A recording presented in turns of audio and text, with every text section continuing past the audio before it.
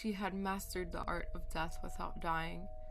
To the outside world, she was just a woman sleeping, body still, eyes fluttering, chest rising and falling like any other dreamer.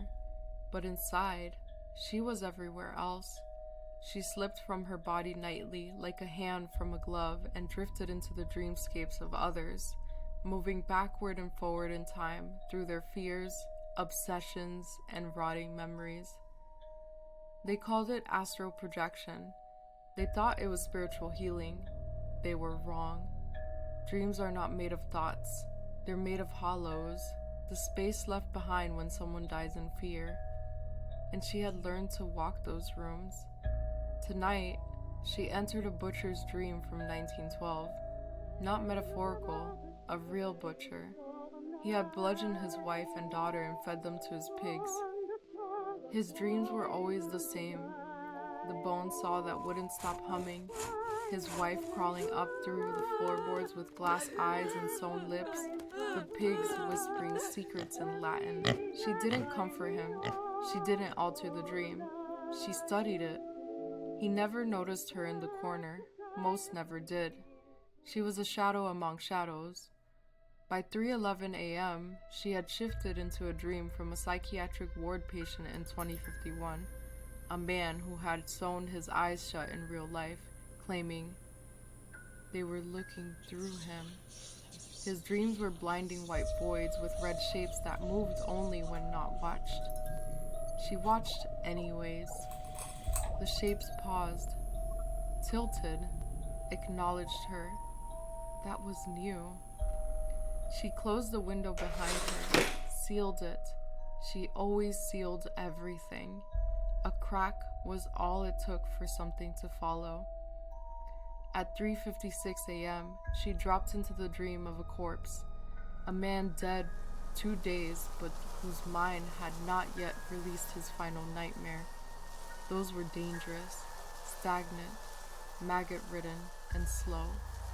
His dream was a funeral with no mourners, just 13 coffins lined up, all of them slightly open except one.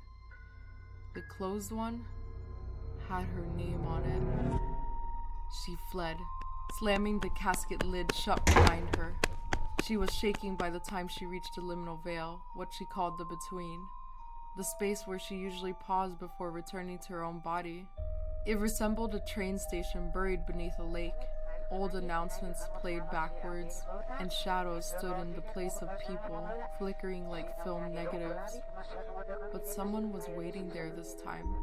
A thing in a chair shaped like her, but not. Skin wrong, too taut. Hands made of keys. It said nothing, but it held out a box. Inside, teeth. Her teeth. She hadn't noticed them missing. She ran again, lunging through the final door. 4:59 a.m. She gasped awake, the cold of the other world still clinging to her spine.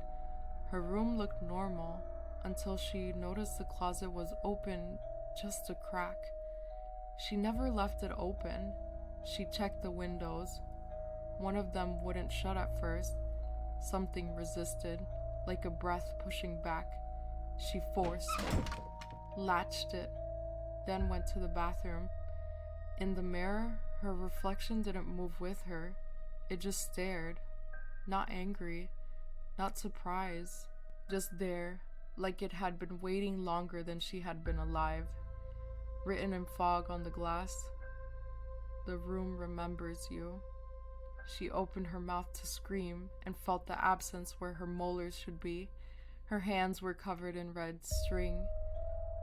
From where, she didn't know, but she remembered the shapes, the red shapes in the blind man's dream. Something had marked her. The jumper had always believed she controlled the dreams, that they belonged to others, that she could come and go unscathed as long as she closed every door. But she never thought to ask, what if one of the dreams was hers all along, and she had just been walking back into it, nightly, obediently, closing doors, unaware each left a mark beneath her skin.